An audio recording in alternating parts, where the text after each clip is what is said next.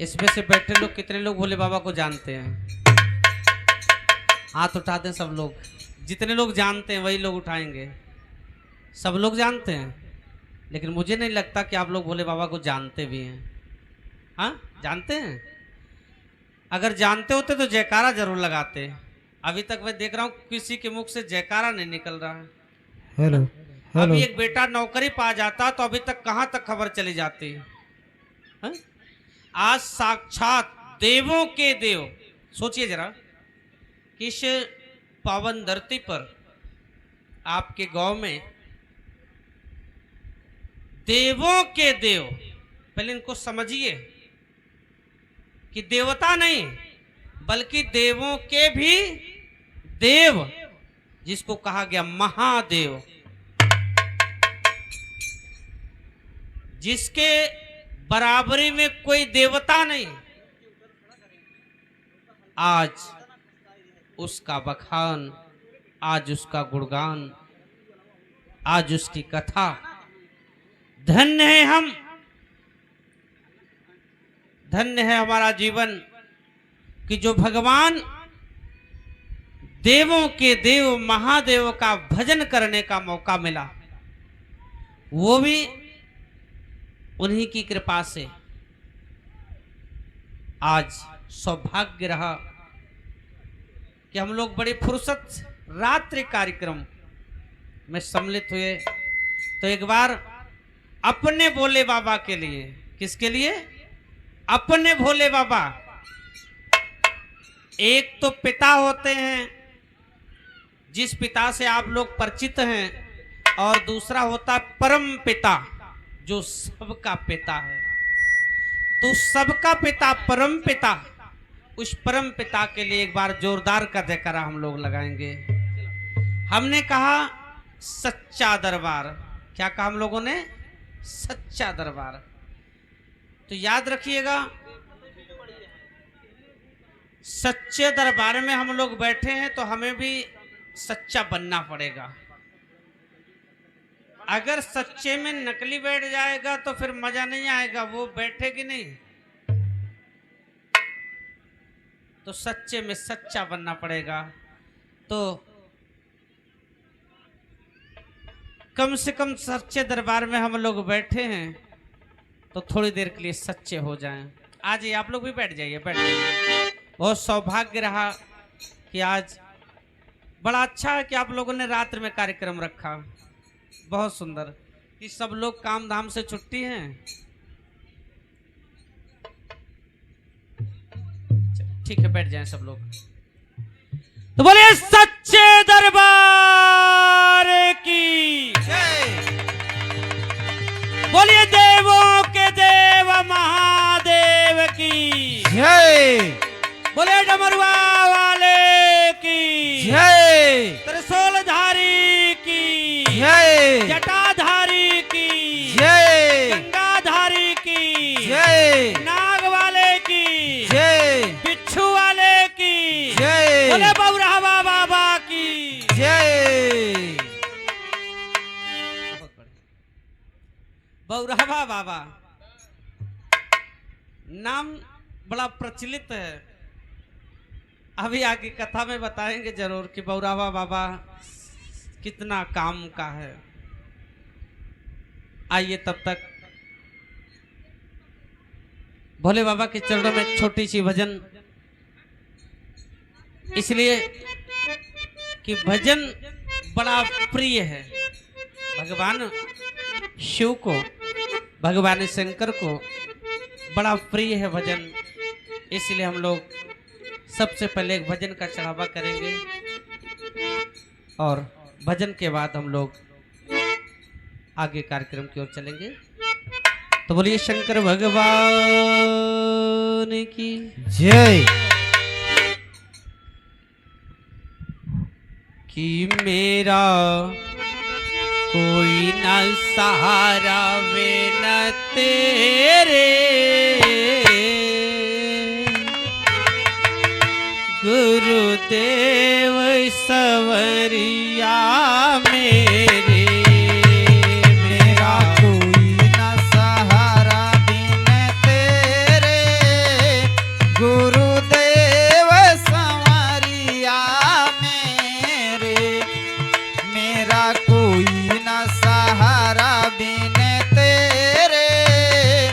गुरुदेव संवरिया मेरे। गुरुदेव संवरिया मेरे। गुरुदेव संवरिया मेरे। गुरुदेव संवरिया मेरे। महादेव संवरिया मेरे। महादेव संवरिया मेरे। हे महादेव संवरिया मेरे। मेरा कोई न सहारा वे न तेरे। गुरुदेव संवरिया मेरे। हे मेरा कोई ना सहारा बिन तेरे। गुरुदेव संवरिया मेरे। मेरा कोई ना सहारा बिन तेरे। गुरुदेव संवरिया मेरे। तुम शिष्यों के हितकारी। हाँ तुम शिष्यों के हितकारी। हे तुम शिष्यों के हितकारी। गुरु आया शरण तिहारी। हाँ गुरु आया शरण तिहारी। हे गुरु आया शरण तिहारी। काटो जन्म मरण के फेरे। गुरुदेव संवरिया मेरे। हे काटू जन्म मरण के फेरे। गुरुदेव संवरिया मेरे। काटू जन्म मरण के फेरे। गुरुदेव संवरिया मेरे। गुरुदेव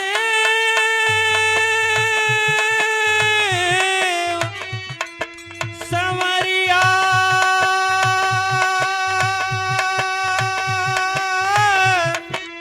संवरिया।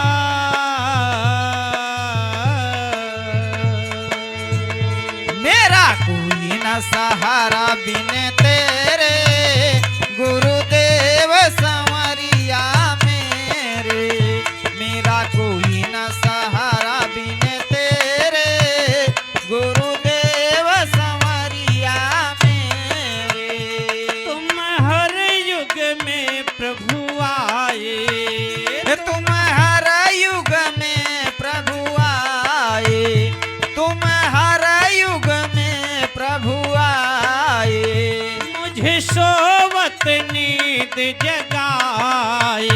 मुझे सोवत नींद जगाए। मुझे सोवत नींद जगाए। किए दिल के दूर अंधेरे। गुरुदेव संवरिया मेरे।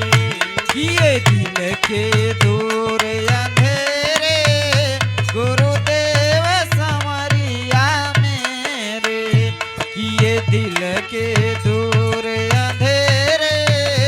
गुरुदेव संवरिया मेरे।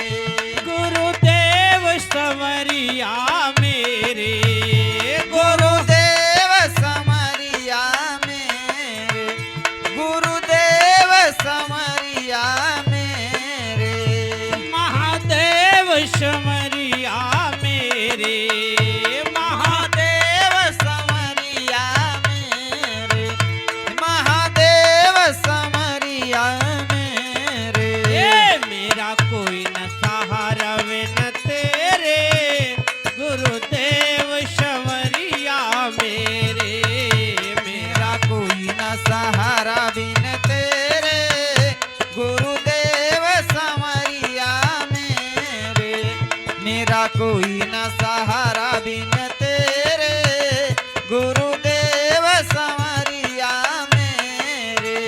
मेरी डूबे भंवर में नैया। मेरी डूबे भंवर में नैया। मेरी डूबे भंवर में नैया।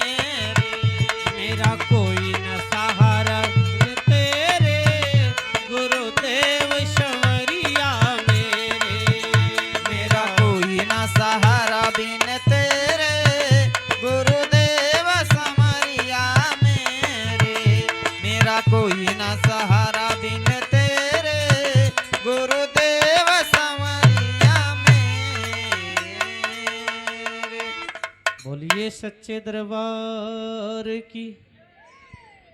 हर हर महादेव। देखिए आज हम सब लोग एकत्रित हुए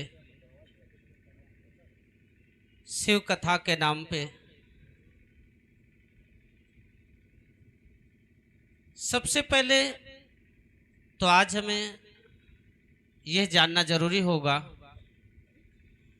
कि आखिर हम देवी देवता के शरण में जाते क्यों हैं, उनकी उपासना क्यों करते हैं, उनको मानते क्यों हैं और मानने की जरूरत क्या है।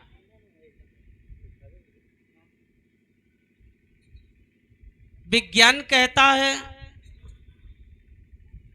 कि हमारे कर्मों का फल है, जैसा हम करेंगे वैसे मुझे मिलेगा। और इधर अध्यात्म भी यही बात करता है कि हम करेंगे तो हमें मिलेगा, कर्म का फल है। फिर हम देवताओं के पास क्यों जाते हैं, क्या कारण है, और अगर जाते भी हैं तो देवता तो बहुत हैं, किस देवता के पास हमें जाना उचित है। पहला प्रश्न है कि देवताओं के पास जाते क्यों हैं, और जाते भी हैं तो किस देवता के पास हमें जाना उचित है, कहां जाना चाहिए। देखिए इस रहस्यमयी दुनिया में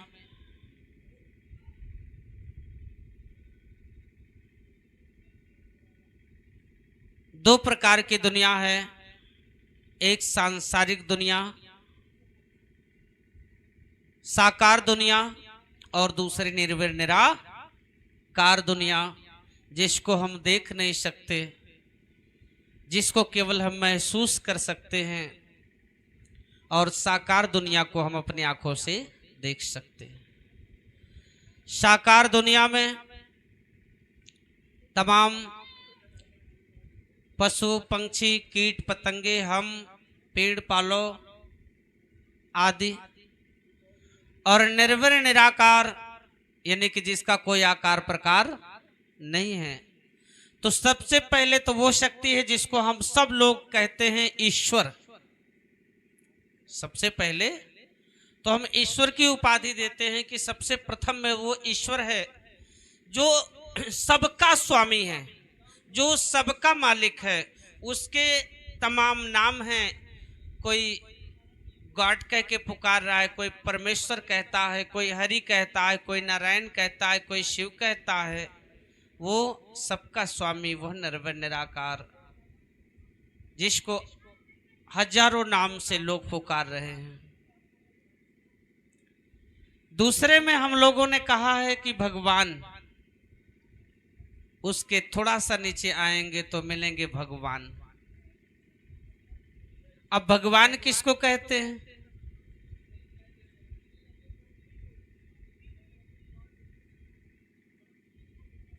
भगवान शब्द को जब हम लोग अलग करते हैं, अलग अलग शब्द अलग अलग अक्षर करते हैं, तो भा से मिलता है मुझे भूमि, गा से मिलता है मुझे गगन, वा से मिलता है मुझे वायु, और इसमें बड़ा आ की मात्रा लग रहा है जिससे मिलता है अग्नि, ना से मिलता है नीर जल। और हमारे संत जन भी कहे हैं कि ये शरीर पंच तत्व से निर्मित है, इसमें 5 तत्व विराजमान हैं।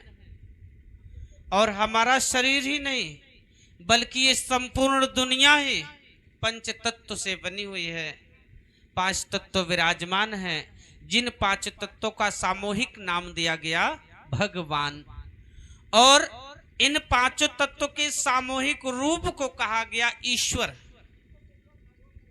जैसे हम लोग शरीर, अब इसको हम लोगों ने शरीर कहा, लेकिन शरीर में जब अंग की बात करते हैं तो हाथ, सर, पेट, पैर, साइकिल उठाए तो उसमें पूरे को तो हमने साइकिल कहा, लेकिन जब उसके पार्ट के ओर गए तो कोई पहिया हुआ, तो कोई सीट हुआ, तो कोई चैन हुआ, कोई टायर हुआ, कोई ट्यूब हुआ। उसी तरीके से ईश्वर संपूर्ण शक्ति का नाम है। और जब उसके अंग की ओर जाते हैं तो अंग में उसके 5 तत्व निकलते हैं। भूमि, जिस पर हमारा वास है, निवास है, जिसको हम लोग धरती माँ भी कहते हैं, वो निर्भर निराकार निरंजन आज वह माँ के रूप में, आज वह पिता के रूप में, आज वह ज्योति के रूप में, प्रकाश के रूप में, आज हर रूपों में वो विराजमान। उसके नीचे आते हैं तो फिर देवता। देवता अनगिनत हैं। जो आपके काम में आ जाए वही देवता है। जो आपके काम में आ जाए, आपको बुखार हो गया और आपने किसी के माध्यम से जड़ी पा गए और जड़ी आपने पीस के पी लिया, तो वही जड़ी आपके लिए देवता बनकर आ गई। हर व्यक्ति यहाँ देवता है, हर लोग यहाँ देवता हैं।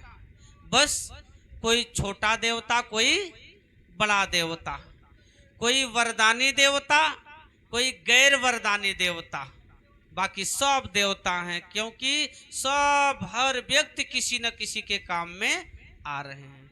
हम लोग अपने पशुओं को पानी देते हैं, चारा देते हैं, उसकी निगाह में हम उसके देवता हैं, हम उसके मालिक हैं, हम उसके स्वामी हैं। लेकिन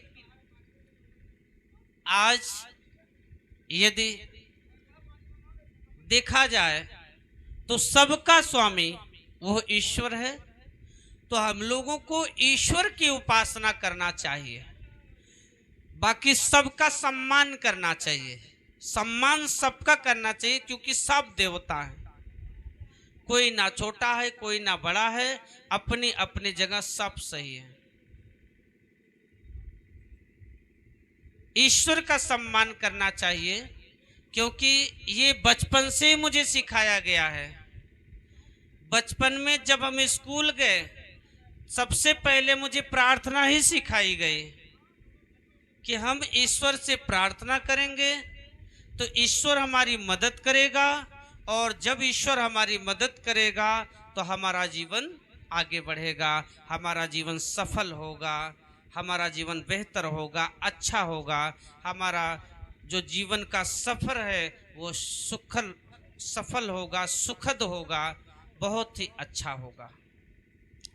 फिर उसी क्लास की किताबों में भी एक कविता भी मिलती है, हम लोग पढ़ा करते थे कि जिसने सूरज चांद बनाया, जिसने फूलों को महकाया, जिसने चिड़ियों को चहकाया, हम सब मिल उसके गुण गाएं।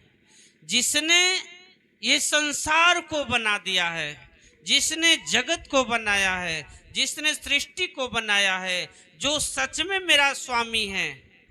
हाँ, एक बात हो सकती है कि वो स्वामी को हम ना देख पाएं, हो सकता है हम ना देख पाएं, क्योंकि हमारी दृष्टि अभी बहुत कमजोर है। लेकिन हमें आपको इतना विश्वास होना चाहिए कि भले ही हम उसको नहीं देख पा रहे हैं, वो कोई भी है, कैसा भी है, लेकिन वो मुझे जरूर देख रहा है, वो मुझे जरूर समझ रहा है। हम पुकार करेंगे तो वह हमारी पुकार को जरूर सुन रहा है। सब कुछ हमारी देख रहा है, समझ रहा है, जान रहा है, और हमारी मदद भी करने के लिए वो तैयार हो रहा है। ईश्वर को समझने की जरूरत है, ईश्वर को देखने की जरूरत नहीं है।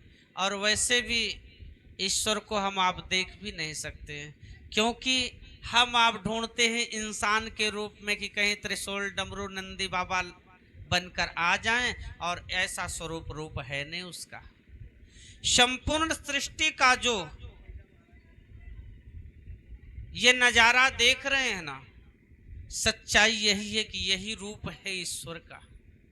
इतना विशाल है कि उसकी विशालतम काया को हमारे समझ से वो बाहर हो जाएगा।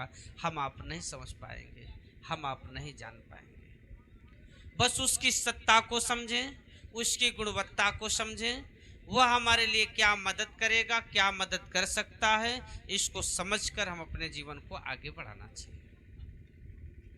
आज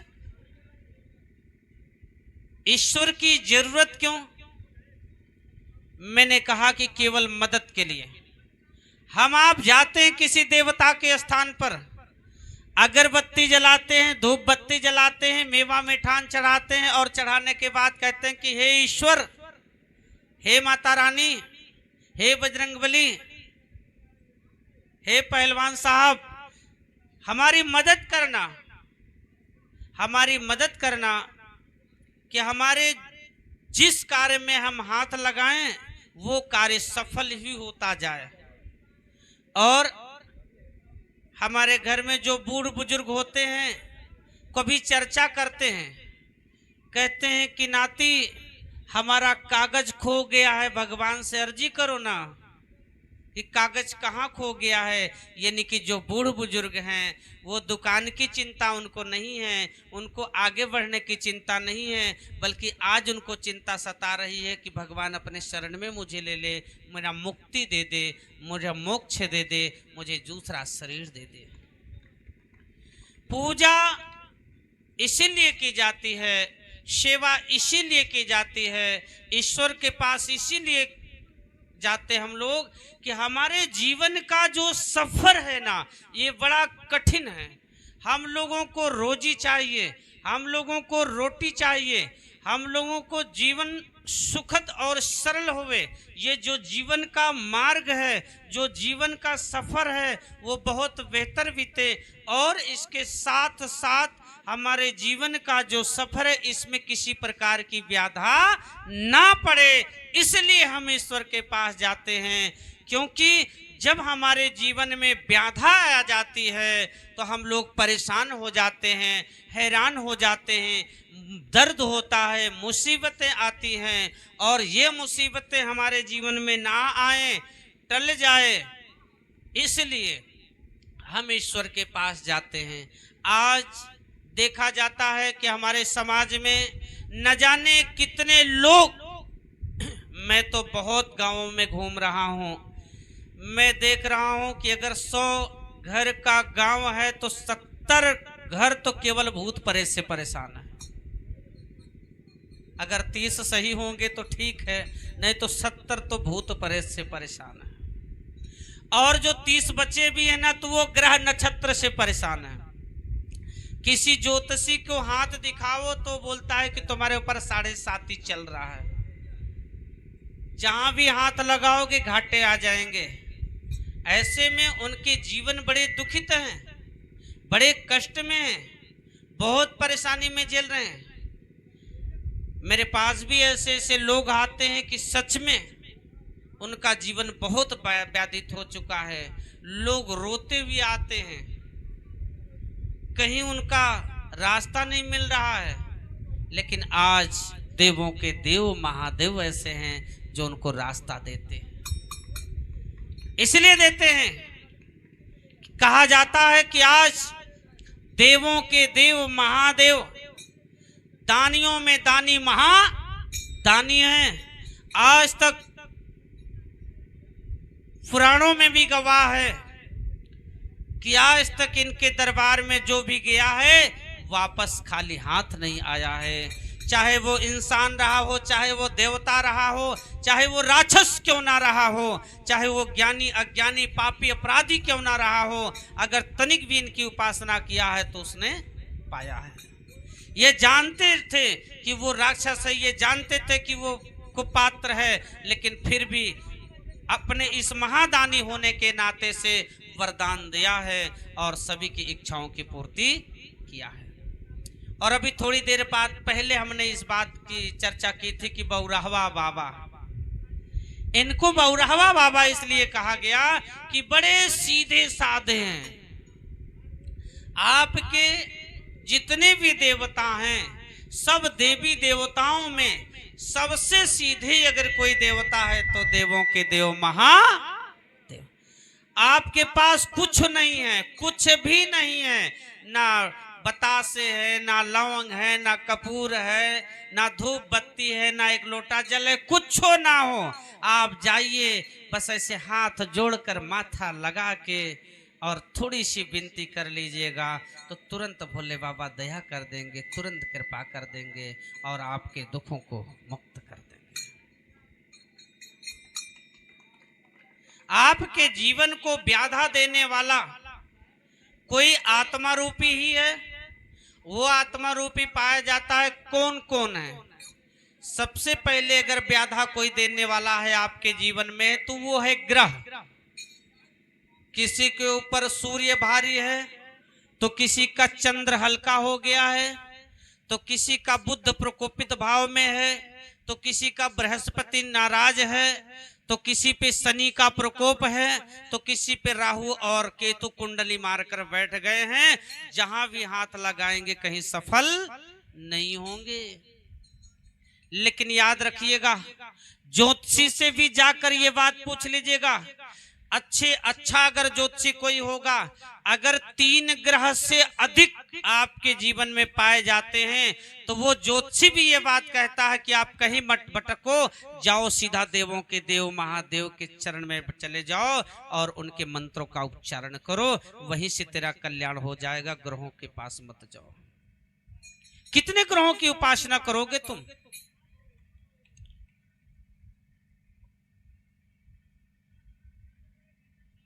ग्रह नक्षत्र के स्वामी देवाधिदेव महादेव।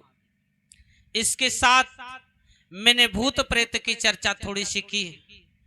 तो भूत प्रेत की चर्चा आज मैं नहीं बल्कि हमारे बीच के राम कैलाश जी, हैदर अली जैसे बिरहिया भी गा के चले गए हैं कि बाराती में बाबा भोलेनाथ के सब भूत ही गए थे। यानी कि भूत प्रेत को संभालने की अगर पावर है तो केवल देवों के देव महादेव के पास है। इसीलिए भूत प्रेत के स्वामी कहे जाते हैं देवाधिदेव महादेव। यदि आप महादेव की उपासना करते हैं तो आपको भूत प्रेत से छुटकारा मिल जाता है। कैसे भी भूत प्रेत हो आपको छुटकारा मिल जाता है। कितना भी ग्रह प्रकोपित हो आपको छुटकारा मिल जाता है। अधिकतर सबसे ज्यादा शनि का प्रकोप होता है लोगों पे, और शनि ने शिव को गुरु माना है। शनि देव ने शिव को गुरु माना है तो अपने गुरु की कोई बदनामी नहीं करेगा। जब हम शिव के शरण में जाते हैं तो शनि का प्रकोप अपने आप शांत हो जाता है, पल में शांत हो जाता है, क्षण में शांत हो जाता है। जैसे ही आप शिव के चरणागति होते हैं, शरण में जाते हैं, तुरंत शनि का प्रकोप शांत हो जाता है। हेलो। तीसरे में कहा जाता है पितृदोष, और पितृदोष आपके जीवन का बहुत ही घातक दोष माना जाता है। तो पितृदोष को शांत करने वाले केवल देवों के देव महादेव ही हैं। इस तरीके से जब आप देवों के देव महादेव के शरण में होते हैं तो चाहे पितृदोष हो, चाहे वास्तु दोष हो, चाहे काल सर्प दोष का योग हो, चाहे भूत बैताल से परेशान हो, चाहे किसी ग्रह से परेशान हो, हर व्याधाओं से आपको मुक्ति मिल जाती है देवों के देव महादेव से। इसके अलावा भगवान भोलेनाथ का एक नाम रखा गया वैद्यनाथ। वैद्यनाथ, वैद्य का मतलब होता है डॉक्टर, और वो भी कौन वाला? जड़ी बूटी वाला। तो आज के कुछ साल पहले हमारे यहाँ अंग्रेजी दवा नहीं हुआ करती थी, केवल आयुर्वेदिक दवा हुआ करती थी, जड़ी बूटी वाली दवा होती थी। आज भी वही हो है, और धीरे धीरे जड़ी बूटियों का फिर प्रचलन चालू हो रहा है, बहुत तेजी से विस्तार कर रहा है। अब लोग अंग्रेजी दवा पे कम भाग रहे हैं और जड़ी बूटियों की ओर ज्यादा भाग रहे हैं। तो वो जड़ी बूटियों को बनाने वाला कौन है, पनपाने वाला कौन है, उगाने वाला कौन है? हो ना हो वही ईश्वर होगा। जिसने सबको बनाया है उसी ने जड़ी बूटियों को भी बनाया होगा। इसलिए वैद्यनाथ हैं। वैद्यनाथ होने के कारण से वो अपनी इच्छा मात्र से, प्रभु को इच्छाधारी भी कहा जाता है। इच्छाधारी कौन होता है? आप लोगों ने इच्छाधारी नाग नागिन का नाम सुना होगा। इच्छाधारी का मतलब अपने इच्छा से रूप बदल देना। तो देवताओं के पास क्या होता है? इच्छा होती है। हमारे पास कर्म करने से कुछ होता है और देवताओं और निर्विण निराकार शक्तियों से इच्छा से ही पूरा काम हो जाता है। उनकी इच्छा हुई और काम हो गया, बस इच्छा मात्र से। जैसे उसने इच्छा लगाई और तुरंत हो गया। तो प्रभु को भी इच्छाधारी कहा गया। और जैसे ही उनकी इच्छा हुई कि तू ठीक हो जाएगा, तू ठीक हो जाएगा, तो पल में हम ठीक हो जाएंगे। उसकी इच्छा हुई तू बीमार हो जाएगा, हम बीमार हो जाएंगे। उसकी इच्छा हो गई तेरे शरीर में कोढ़ हो जाएगा, कोढ़ हो जाता है। कहते हैं ना हम लोग, प्रभु इच्छा। जैसे प्रभु ने रख दिया, अंतिम समय जब हम हार जाते हैं, थक जाते हैं, ऊब जाते हैं, जब हर जगह से मुझे जवाब मिल जाता है, तो फिर हम भगवान को याद करते हैं कि हे भगवान, अब मेरी नैया तेरे भरोसे, मेरा प्राण तेरे भरोसे। माँ रोती है बेटे के लिए कि हे भगवान, तू मेरे बेटे को जीवित कर दे। एक आस है, एक विश्वास है कि प्रभु से कहेंगे यदि सुन लेगा तो मेरे बेटे को कोई मारने वाला पैदा नहीं है। हे प्रभु, मेरे परिवार की रक्षा करना, मेरे बेटे की रक्षा करना। उसे ज्ञान देना, उसे ध्यान देना, उसे शक्ति देना, उसे अपने आंचल में रखना प्रभु, अपनी इच्छा में रखना प्रभु। इस तरीके से एक विश्वास होता है, एक आश होती है, और उसी आस को लेकर हम भगवान के शरण में जाते हैं और माथा झुकाते हैं, उससे विनती करते हैं, उससे प्रार्थना करते हैं। तो प्रभु इच्छाधारी है। वो वैद्यनाथ होने के कारण से हमारे रोगों को भी दूर कर देता है, रोग का भी हरण कर देता है। लेकिन कब? लेकिन कब कब ये सब काम करेगा? मन तो सबका होता है कि मेरा रोग दूर हो जाए, मन तो सबका होता है कि हम बहुत आगे बढ़ जाएं, मन तो सबका होता है कि हम बहुत ज्ञानी हो जाएं, बहुत आगे बढ़ जाएं, बहुत सुंदर हो जाएं, मन तो सबका होता है कि मेरे जीवन में कोई दुख ना आए। लेकिन कब ये नहीं होगा? जब आपका संपर्क देवों के देव महादेव से होगा, देवादिदेव महादेव से होगा, ज्ञानियों के ज्ञानी महाज्ञानी से होगा तो ज्ञान मिलेगा, महाध्यानी से संपर्क होगा तो ध्यान मिलेगा, महादानी से संपर्क होगा तो महादान मिलेगा।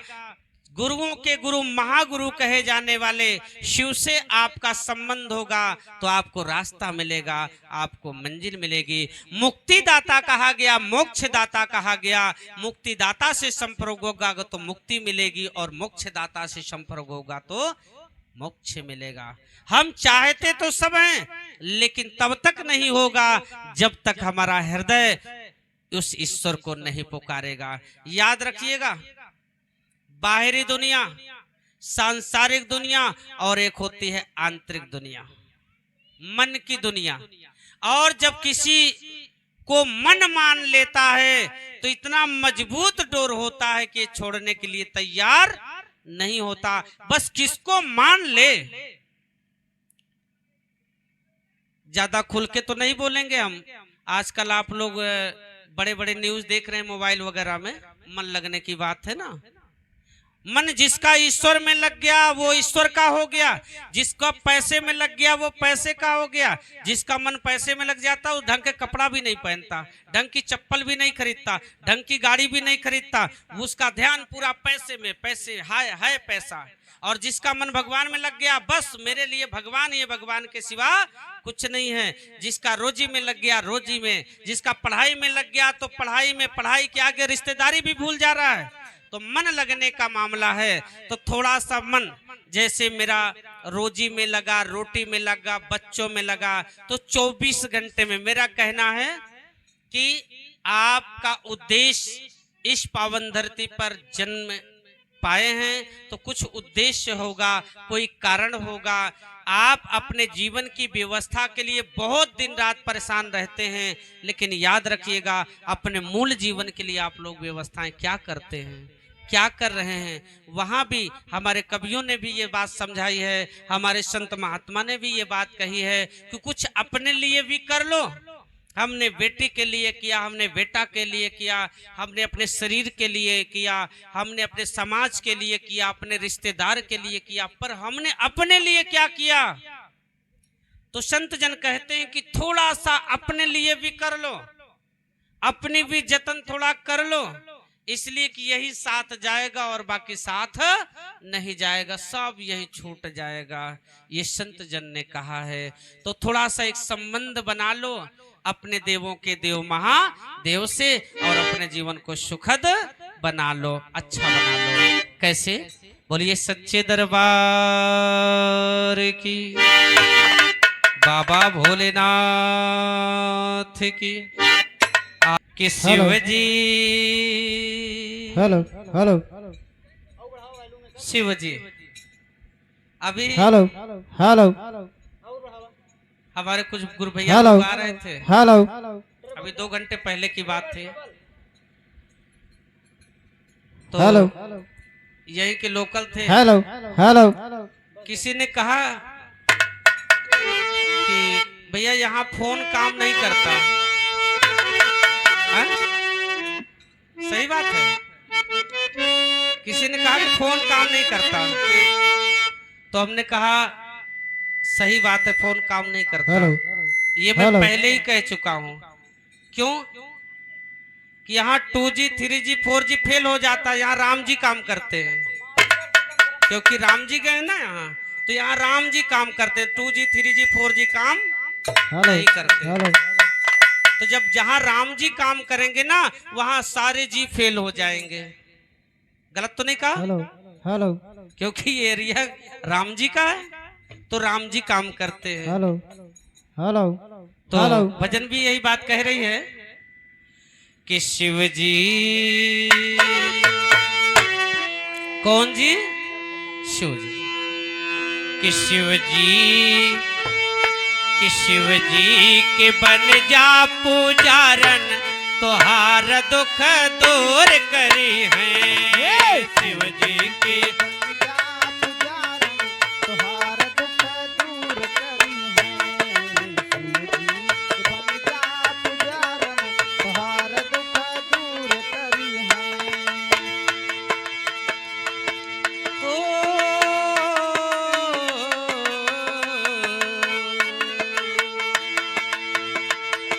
शिव जी के बन जा पुजारन, तोहार दुख दूर करी है। शिव जी के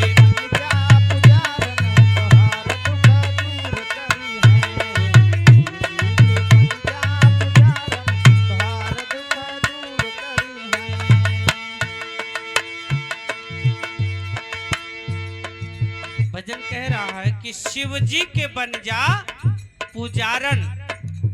पुजारन कैसे किसे कहते हैं? सेवक को। पुजारन किसको कहा जाता है? जो धूप बत्ती जला दे, जो दिया जला दे, उसको पुजारन नहीं कहा जाता। सेवक, सेवक को पुजारन कहा जाता है। सेवक को दास कहा जाता है।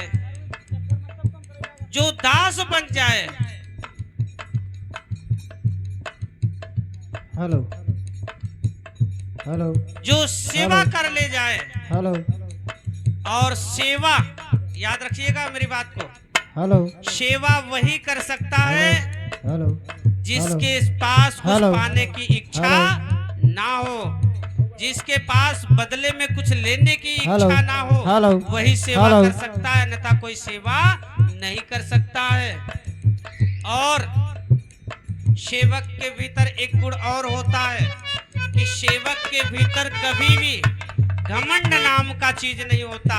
इसलिए कि सेवक जो होता है वो अपने आप को सबसे नीचे समझता है, और जो सबसे नीचे अपने आप को समझता है, जो सबसे छोटा समझता है, वो कभी भी घमंड नहीं करता है।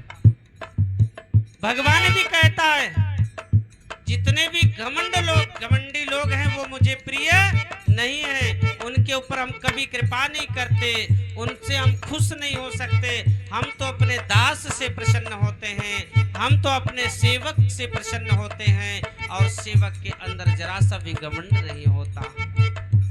ईश्वर के पास जब भी आप जाएं तो तनिक भी घमंड आपके पास नहीं होना चाहिए। आप दास बनकर गए हैं, आप सेवक बनकर गए हैं, तो सेवा करेंगे देवों के देव महादेव की। तो कहना है शिव जी के बन जा पुजारन, तुहार दुख दूर करी है। शिव जी के बन जा पुजारन, तुहार दुख दूर करी है। शिव जी के बन जा पुजारन, तुहार दुख दूर करी है।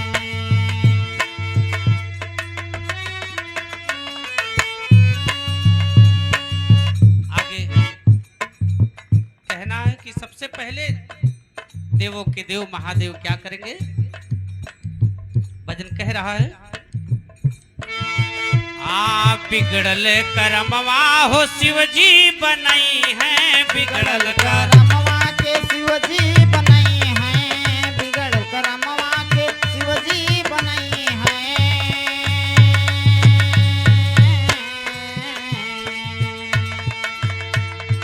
बिगड़ल करमवा के शिव जी बनाई हैं।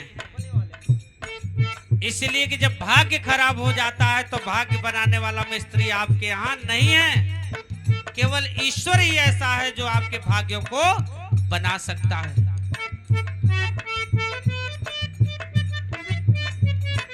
बिगड़ल करमवा के शिव जी बनाई है। बिगड़ल करमवा के शिव जी बनाई है। बिगड़ल करमवा के शिव जी बनाई है।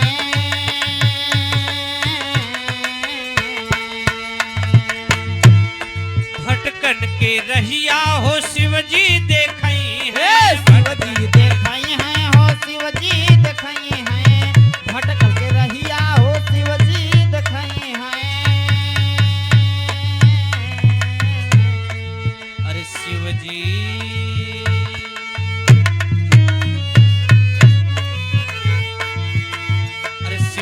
से कैलाय रजिया तुहार दुख दूर करी है। शिव जी से कैलाय रजिया तुहार दुख दूर करी है। शिव जी से कैलाय रजिया तुहार दुख दूर करी है। अरजिया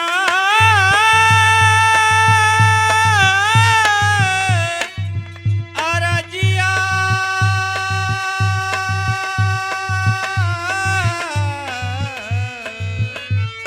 शिव जी से कैलाय रजिया तुहार दुख दूर करी है। शिव जी से कैलाय रजिया तुहार दुख दूर करी है। शिव जी से कैलाय रजिया तुहार दुख दूर करी है। और जब भाग्य बनेगा तो सारा कार्य आपका केवल सिद्ध होगा। जब भाग्य खराब होता है ना तो बनता बनता काम भी बिगड़ जाता है। आपको लगेगा कि बस काम एकदम बन गया है, लेकिन बनते बनते भी आके बिगड़ जाता है। लेकिन जब भाग्य अच्छा हो जाता है ना तो बिगड़ते बिगड़ते भी बन जाता है। आपको लगेगा कि ये काम होने वाला नहीं है, लेकिन आपको लगेगा अरे ये कैसे हो गया, ये तो बड़ा कठिन था, ये तो बड़ा असंभव था। पता ही नहीं चलेगा कि कितनी जल्दी कैसे बन गया। जब प्रभु इच्छा रहेगी, प्रभु साथ रहेगा तो आपका कोई काम बिगड़ने वाला नहीं होगा। हर कार्य बनता ही बनता जाएगा। लोग साथ देना चालू करेंगे। जब भाग्य खराब होता है तो हर व्यक्ति आपका साथ भी छोड़ना चालू कर देते हैं, लेकिन जब भाग्य बनता है तो सब आपका साथ देना चालू कर देते हैं। भाग्य बना रहता है तो कोई छत से भी गिर जाता है तो चोट नहीं आती, और भाग्य बिगड़ जाता है तो कोई बस फिसल भी गया तो टांग टूट जाती है। माया ईश्वर। आगे कहा गया धन दौलतिया से भरी है भवनवा, धन दौलतिया से भरी है भवनवा, धन दौलतिया से भरी है भवनवा।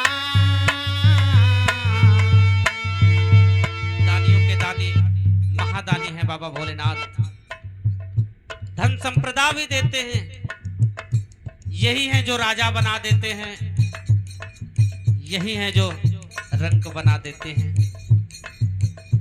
कि धन दौलतिया से भरी है भवनवा, धन दौलतिया से भरी है भवनवा, धन दौलतिया से भरी है भवनवा।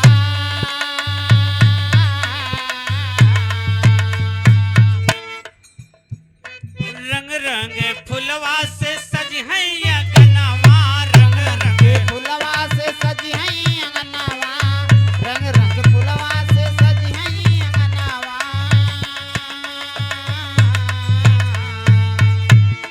ए भैया, अरे शिव जी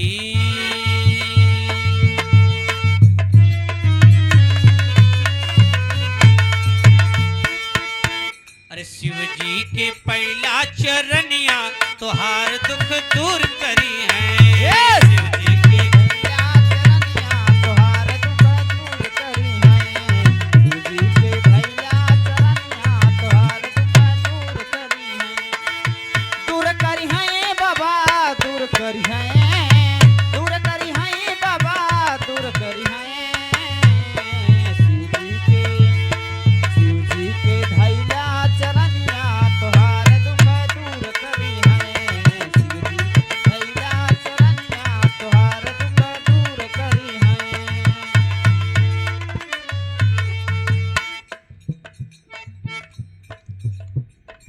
आगे कहा जाता है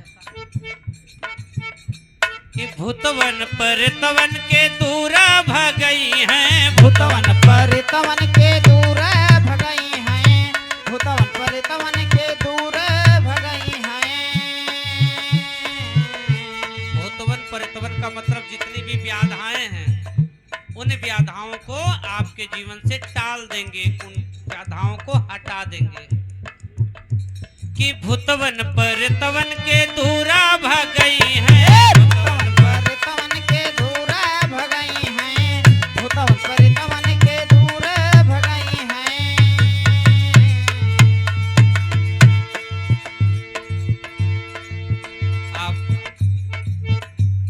आप के यहाँ जब पड़ोसी आपको ज्यादा परेशान करने लगता है तो आप उसको राक्षस कहते हैं कि ये व्यक्ति राक्षस है, ये व्यक्ति खराब है, राक्षसी प्रवृत्ति का है। ऐसे में जो व्याधाएं करने वाला है आपके मार्गों से जरूर हटा देंगे जब आप देवाधिदेव के साथ रहेंगे। भूतवन परतवन के दूर भगई हैं, भूतवन पर तवन के दूर भगई हैं, भूतवन पर तवन के दूर भगई हैं। लख चौरसिया से मुक्ति दिलई है, लख 84 से मुक्ति दिलाई है, लख 84 से मुक्ति दिलाई है। अरे शिव जी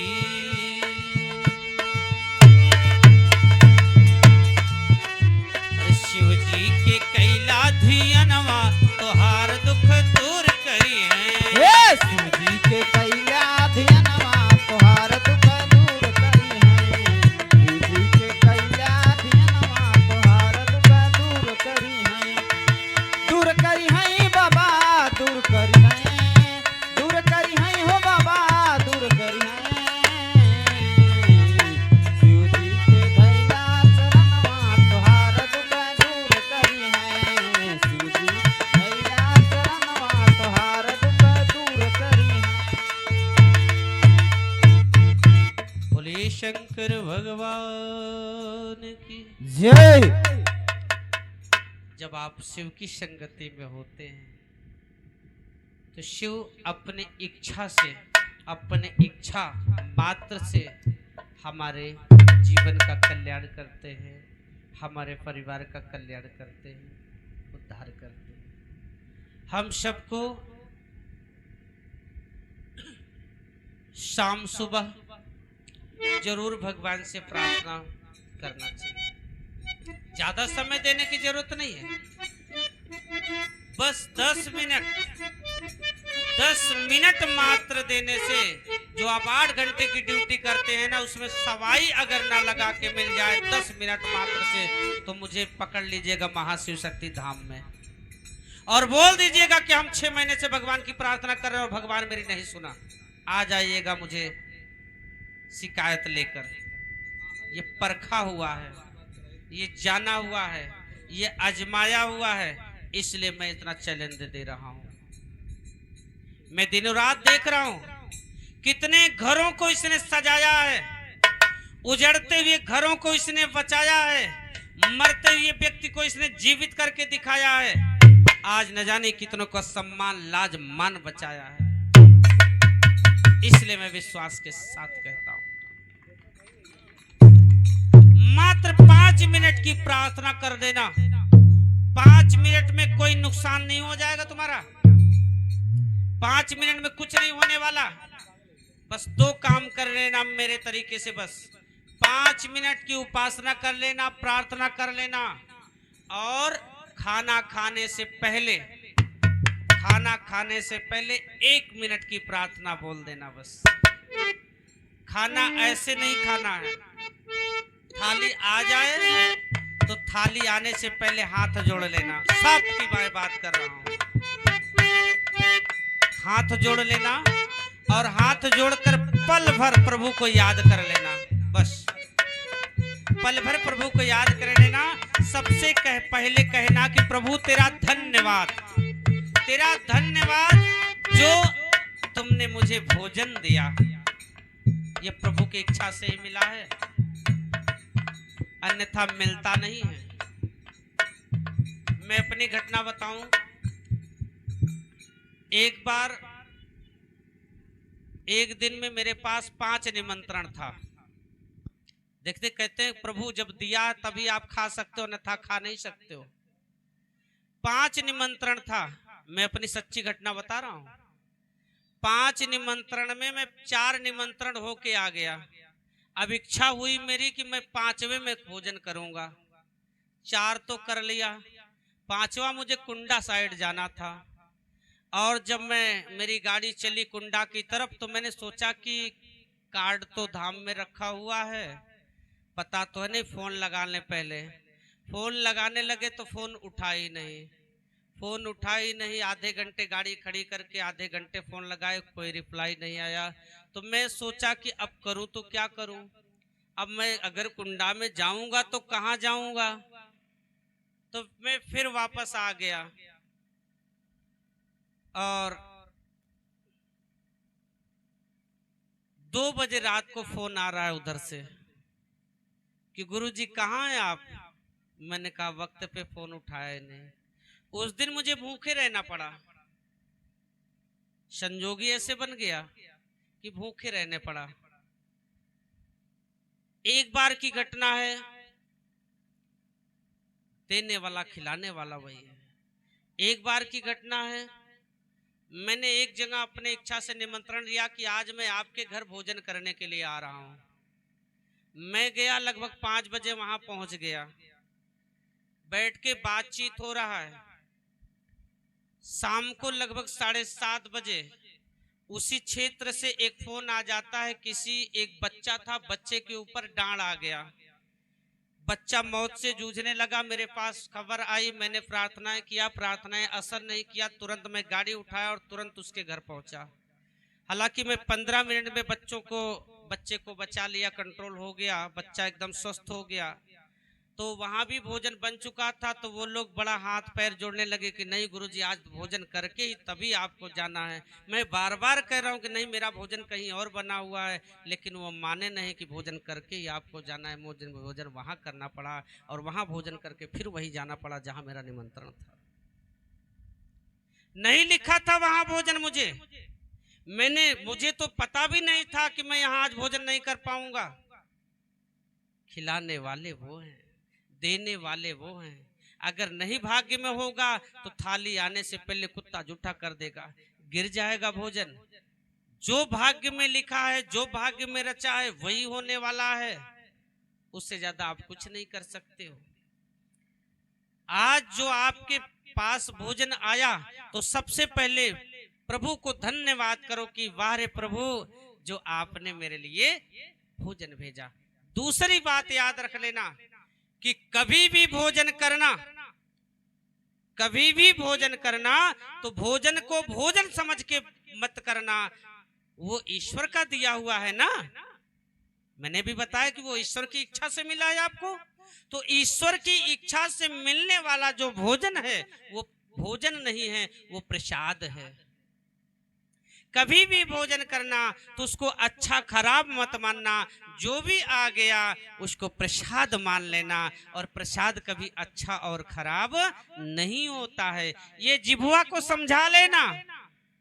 पेट कभी नहीं कहेगा कि तुम अच्छा खिलाओ खराब खिलाओ, ये तो जिह्वा कहती है ना। तो जिह्वा को थोड़ा समझा लेना कि तू भट भोजन नहीं कर रहा, प्रसाद ले रहा है। तो जब प्रसाद समझा देंगे ना, जैसे बच्चा समझदार होता है तो समझ जाता है, तो जिह्वा भी समझ जाएगी कि हाँ प्रसाद हो रहा है। ठीक है, प्रसाद समझ के लेना और प्रार्थना कर लेना कि प्रभु तेरा धन्यवाद जो तुम्हें मुझे दिया ये।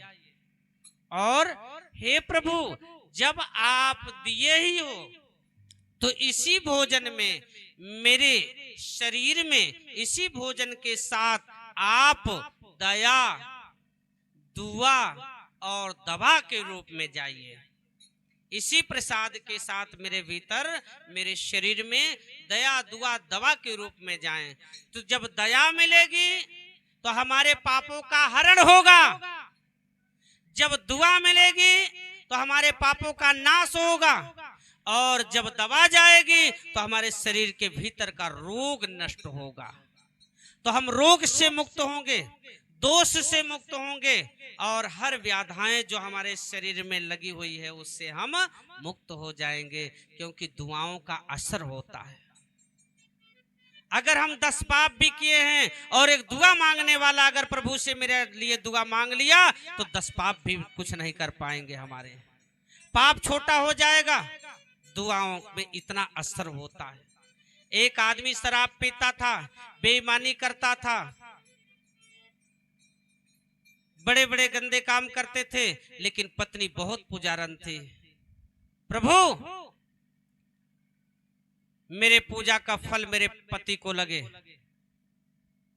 दुआएं जा रही हैं, प्रभु गुस्सा है, लेकिन आज उस दुआओं के आगे प्रभु भी कुछ नहीं कर पा रहा है, क्योंकि उसके साथ दुआएं लग गई,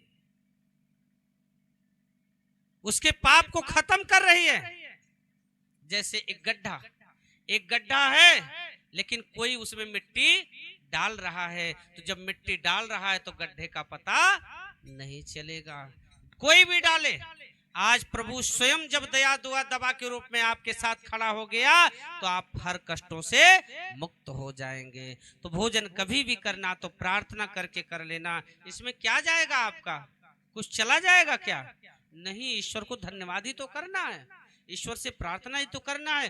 भोजन खाओगे तो केवल पेट भरेगा, प्रसाद खाओगे तो पेट भी भरेगा, दुआ भी मिलेगी, दया भी मिलेगी, और दवा का भी काम करेगा, क्योंकि प्रभु इच्छा सम्मिलित है। प्रभु इच्छा से ही दया मिलेगी, प्रभु इच्छा से ही कृपा मिलेगी, प्रभु इच्छा से भी दवा का काम करेगा। तो बोलो शंकर भगवान की जय। एक साथी तो चाहिए, एक साथी तो चाहिए, और जब सफर में एक साथी हो जाता है तो हमारा सफर बड़ा अच्छा हो जाता है। आज बचपन में माँ बाप का साथ रहा, मित्र का साथ रहा, पति पत्नी का साथ रहा, गुरु का साथ रहा, धन का साथ रहा, बल का साथ रहा, ज्ञान का साथ रहा, वस्त्र का साथ रहा, पशुओं का साथ रहा, पंछियों का साथ रहा, घर का साथ रहा। जरा सोचिए इस बात को गौर से कि जब मैं पैदा हुआ, पैदा होने के बाद न जाने कितने कितने लोगों का मुझे साथ मिला। आज मेरा कपड़ा मेरा साथ देता है, मेरी गाड़ी मेरी साथ देती है, मेरी पत्नी मेरा साथ देती है, मेरा पति मेरा साथ देता है, मेरा धन मेरा साथ देता है, मेरा बल मेरा साथ देता है, मेरा ज्ञान मेरा साथ देता है, मेरा गुरु मेरा साथ देता है। लेकिन याद रखिएगा, वक्त आता जाता है और साथ छूटता जाता है।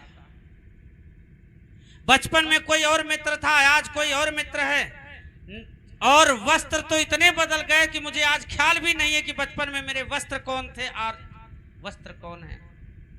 घर भी कुछ दिन साथ दिया, फिर दूसरा घर आया, तीसरा घर आया। रिश्तेदारी में न जाने कितनी कितनी रिश्तेदारियां बदली, आज कोई और था, कल कोई और हो गया। सब साथ छोड़ते चले गए, लेकिन कोई एक साथी ऐसा भी सच्चा नहीं निकला कि जो जीवन जन्म मेरा साथ निभाने वाला हो।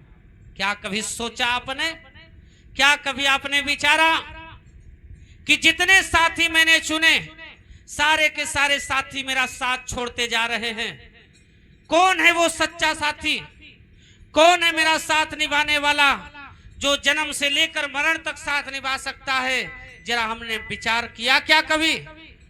अरे मेरे वस्त्र भी साथ छोड़ दिए, घर भी साथ छोड़ दिए, धन भी साथ छोड़ दिए, बल भी नहीं रहे, ज्ञान भी नहीं रहा, लोग भी नहीं रहे, मित्र भी नहीं रहे, माता पिता भी गुजर गए, वो भी साथ छोड़ के चले गए। बचा कौन साथी?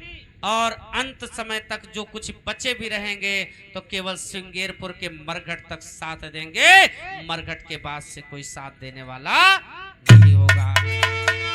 लेकिन आज दावा के साथ कह सकते हैं कि वो शिव इच्छा है, वो प्रभु इच्छा है कि जो आपके जीते जी भी और मरने के बाद भी काम आएगा। जन्म से पहले भी था, जन्म पर भी है, और जन्म ना रहने पर भी वो रहेगा। सदा वो रहा है और सदा वो रहेगा। तो बोलो सच्चे दरबार की जय। इसीलिए तो भजन के माध्यम से कहा जाता है ना कि जन्म जन्म का साथ है तुम्हारा हमारा, हमारा तुम्हारा। ये जन्म जन्म का साथ है तुम्हारा हमारा, हमारा तुम्हारा। जन्म जन्म का साथ है तुम्हारा हमारा, हमारा तुम्हारा। ये जन्म जन्म का साथ है तुम्हारा हमारा, हमारा तुम्हारा। ये जन्म जन्म का साथ है हमारा तुम्हारा, तुम्हारा हमारा। जन्म जन्म का साथ है तुम्हारा हमारा, हमारा तुम्हारा। ये जन्म जन्मों का कहा जाता है 84 लाख योनियों के बाद यह मानव तन मिला। लेकिन 84 लाख योनियों में भी कोई साथ नहीं रहा, लेकिन वो प्रभु मेरे साथ रहा है और रहेगा।